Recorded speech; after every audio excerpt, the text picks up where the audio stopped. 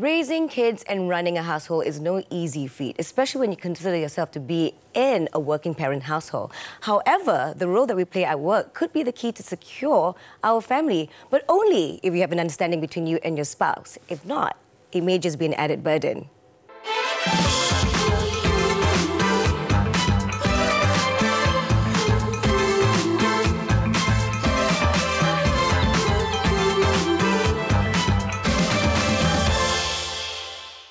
Hi everyone, you're watching Women Talk, where we have fantastic conversations about issues that should matter to all of us. I'm Deborah.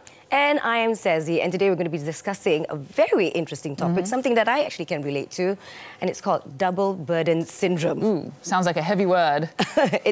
Well, it is, but it's not really. So, what is double burden syndrome? Do you know? Well, we have two fantastic guests with us today, Very so true. we should just jump right into it and ask them. We have the wonderful man who needs no introduction, Harith Iskandar, stand-up comedian, businessman. And we also have Nolida Azmi, or shall we call you Ollie instead? Yes, on the show. Thank and she you. is the Group Chief People Officer at Axiata Group Berhad. Welcome, both of you, to the show. So we say double burden syndrome, right? I mean, I don't know, I feel like I take issue with the term because it's already calling it a burden, whether it's the job or being a parent, the kids at home. But for those of us who may not know the actual term, I think we all know what it actually is. So perhaps, Harith, we can start with you. Like, tell us about how do you as a guy understand the double burden syndrome?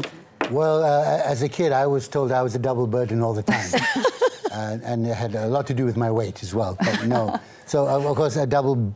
I agree with you. The fact that it has the word burden in it, it kind of gives it a negative connotation. But I think basically what it means is, my understanding is, women who traditionally are seen to be looking after the household and now also in the workforce and therefore have a double burden. I can't say I speak for everyone, and I think I'm not part of the majority in any way, but certainly in our household, both me and my wife, we I wouldn't say we handle everything together equally, but I would say that she actually handles more things than me. So if anything, she would be placed under that double burden category. But yeah, you know what? You're right. I'm having more trouble with the word burden. Is it a burden to have everything? We should ask Ollie. Double joy as well. Double joy. Yeah, double burden or double joy, because now women have the choice to also work. And I don't think it's just based on like a household income thing.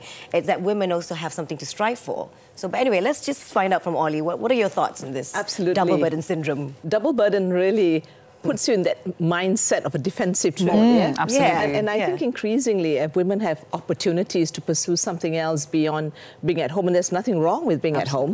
But when you're outside there and you aspire professionally and then you come back, I do feel that women still feel that a little voice that says, I got to go home, take care of the hubby, take care of the kids, So I think there's a psychological aspect, no matter how high we fly. Yeah. So that double burden, I think, does come about. But it's not always a burden that really gives you grief. It's a burden that sometimes it says, I want to be excellent. Yes. And I think that's when it becomes a burden.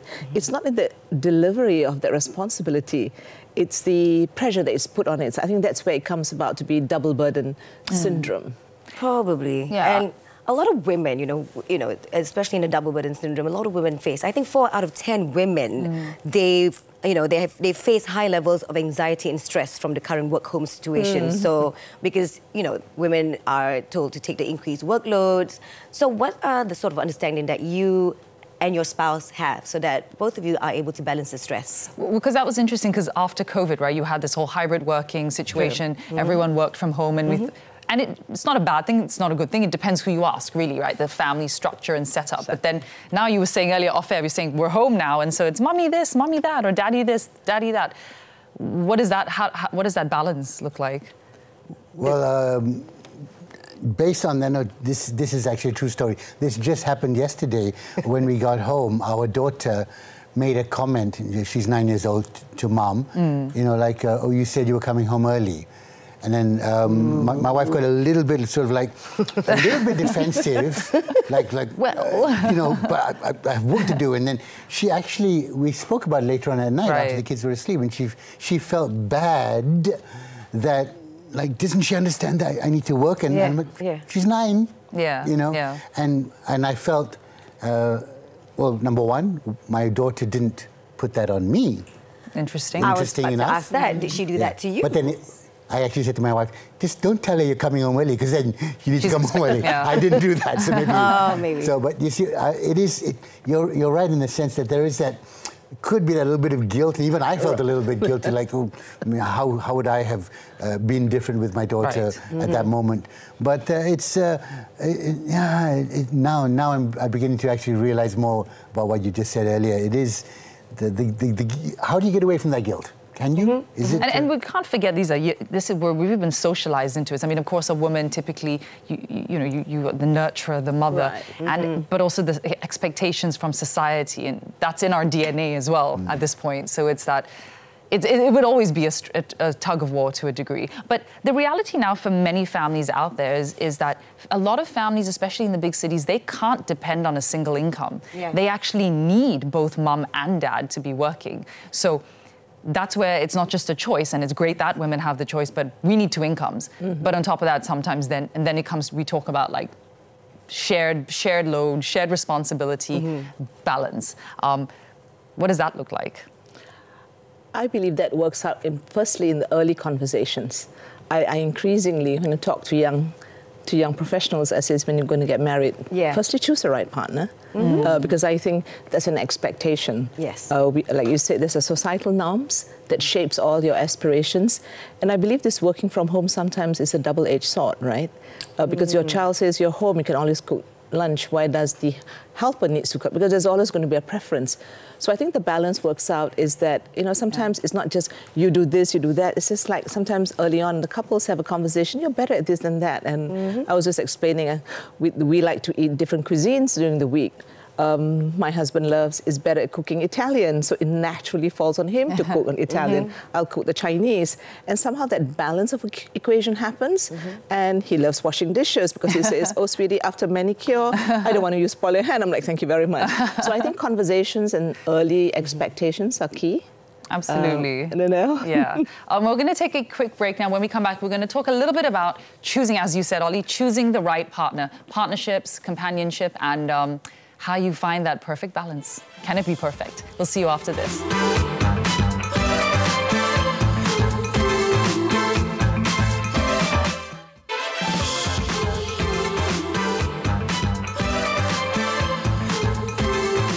Welcome back to the show on Women Talk, and today's topic is double burden syndrome. We've got our guests here, Harith and Ollie. Thanks for still being with us. So we're going to dive a little deeper into this discussion, of course. So, just now we left off and we were talking about, work-life balance and the discussion that you have with your spouse. So shall we continue with that? Yeah. Yeah, okay. So when it comes to having that discussion with your spouse, did you have that conversation early on in the marriage? Like, what are your shared responsibilities? Here's what you do, here's what I do. How did that work for you, Ollie? For me, it happened very early on. I think I always knew I was going to be a career person. So I thought it was only fair that whoever's going to be my partner understood that. Yes. But I do appreciate that sometimes these conversations are going to be quite difficult for some rather than others. Yes. And there are many ways. I think you have to understand your partner.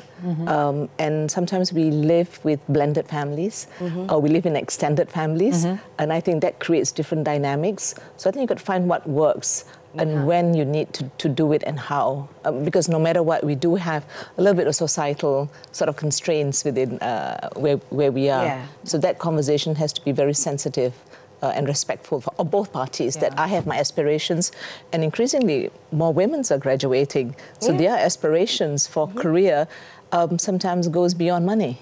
It's a fulfillment. And when fulfillment comes, it goes to how you raise your family, how you interact with your partner.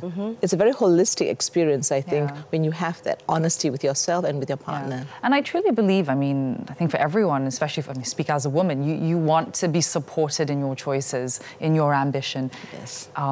But you don't only have to pick one. You want to also be supported in your choice to be a mum, to be married, to be a wife. Yeah. How do you navigate when things are busy, when then you hit problems or barriers? How does a relationship take a step back, reevaluate, talk things through. Well, you're right. I mean, as you sit here, it's all very calming, and we're coming up with some nice phrases that you could put on a T-shirt, take a step back, discuss it. I don't think I ever had the conversation, when we have children, and there's this thing going to be in 2023 called double burden. It just did not come up. But in my case, and I can only speak individually, personally, it very much is learning on the job almost, and hopefully having enough maturity, intelligence, ability to weigh things up. You're going to hit those hills, you're going to hit those lows, so you just need to be able to have enough in you mentally as well to just see the bigger picture, as in, yeah, we're going to fight. It might turn ugly sometimes, but I'm going to put it this way. I did not come up with this phrase. I guess I saw it in some Instagram reel. If something, don't get upset about something, or don't spend more than 5 minutes upset about something. If you think to yourself, is this going to matter in 5 years' time? If it's not, 5 minutes, let it go. And I think that has helped me a lot in terms of when you come to these things like, for example, who does what, whose responsibility is this, you forgot to do this, or I forgot to do that. And, you get into this whole argument about who's meant to be responsible for something. But, yeah, it's great to have a planned conversation. Young kids out there, have that conversation with that person, but also build yourself up mentally and emotionally, and it's the support. Yeah, and the capacity, really, and I think the mindset to be able to be open to learn, to recognize I may have to change, evolve, and grow, right? But Ollie, you said earlier about, money isn't everything, and I feel quite strongly about this. A lot of provide, like especially the breadwinner of the family. So I provide the money, I work the job. I do all of this hard work. Therefore, it's your job to do all the rest, right? And from the perspective of kids, I feel that a kid doesn't know like daddy's bringing home the money. I mean, they do, but what they care about, like you said with your daughter, they just want to know that, like, hey, mom, you said you're going to be home, and you're home. I'm 100% with you on this, only because you're absolutely right. Of course, me and my wife are always like, oh, let's, earn enough, let's be successful enough so that we can give our children this. But I do realize, even after being married for 12 years, that the kids, well, my kids at least, don't generally ask for things. They're really asking more of the time for time. Yeah. And they appreciate that more. Maybe that's just how we brought them up. But I find the realization is not actually about the things we give them, it's about the time we give them. That's right. Yeah. But there again, how do you balance? Because if you're not earning enough, can you have enough time to spend if you're both out, It's about that balance, I guess. And it become more obvious, especially after the pandemic. A lot of people just started spending time at home. And then they realized that the focus has always been about work, so that we can provide for the kids, exactly like how you said it. But then the pandemic hit and people were just staying home, and they realized that this time that they have with these children, or their children, is exactly what the children need more of. Could you maybe share 1 or 2 tools that you have, or you do with Jasmine, let's just say, when things get really tough at home? Well, we have that one ground rule, which we have broken once in a while, is don't go to sleep. That's a hard one. I have to admit, that's a hard one. It's a hard one. I try and practice that as well. So we've tweaked it a bit.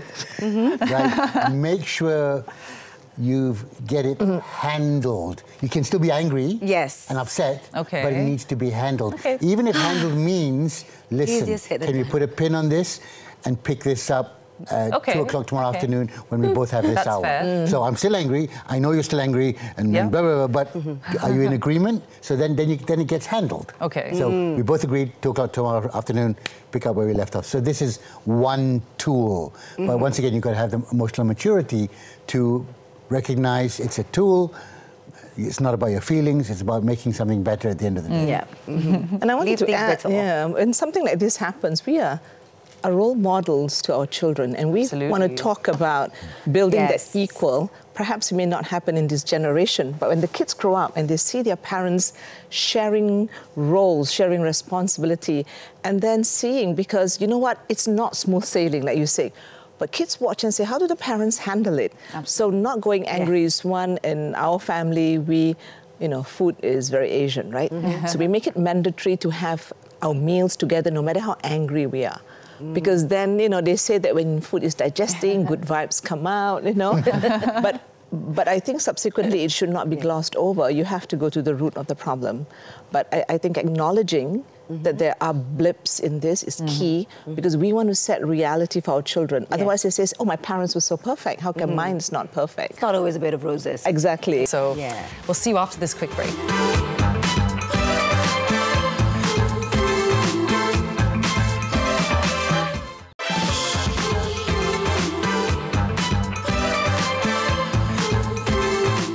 Managing work and taking care of kids and the home is hard for most of us, especially if you're living in the big cities.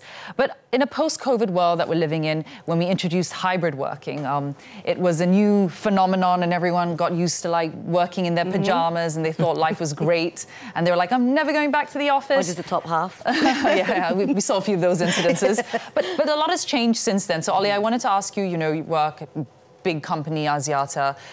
What has the culture been coming back to the office now? And how are you guys kind of, say, reinventing, but creating your own micro-culture for all the many employees that work for you guys? It's a very interesting aspect. Like I said earlier, working from home or hybrid working, it's like a double-edged sword sometimes, right? Because when you're at home, your kids, it's at work, it's a very work-life integration.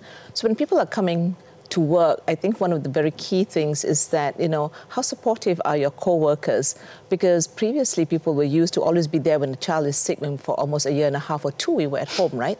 So creating that flexi hours is very key. My concerns is sometimes you see literature coming out like, oh, lack of productivity, bring everybody back. Those are something I think it's not going to be working, especially for the millennials and the Zenders. They want that flexibility. I think organizations also should have either crashes at their work, if they can get registered and high quality care where they're around there, or some, some allowances that allow, because this is the reality of living in Malaysia. Cost of childcare has gone up. So I think organizations can play that by ensuring that you still have flex days, flex hours. If you're doing 8 hours, 4 hours, and then you're going to pick up your child and 4 hours afterwards and you still deliver.